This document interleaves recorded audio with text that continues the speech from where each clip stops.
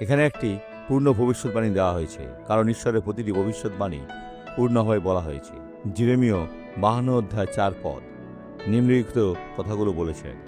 পরে তাঁহার রাজত্বে নবম বৎসরে 10ম মাসের 10ম দিনে বাবেলরাজ নবুকদনেছর ও তাহার সমস্ত সৈন্য জিরিয়ামের বিরুদ্ধে আসিয়া শিবির স্থাপন করিলেন ও তাহার বিরুদ্ধে চারিদিকে গড় গাঁথিলেন।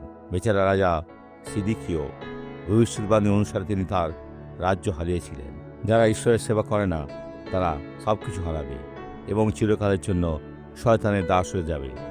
আগুন ও গন্ধকের হ্রদে যতদূর সম্ভব ঈশ্বরের সন্ধান করুন। আসুন এখন প্রার্থনা করি। পিতা, যিশুর নামে আমরা প্রার্থনা করি। আমরা মন্দকে পিছু হটার জন্য নিয়োগ করি। আমি বলি চলে যাও যিশুর নামে, আর তুমি বলো আমেন। ঈশ্বর আমরা মঙ্গল করুন।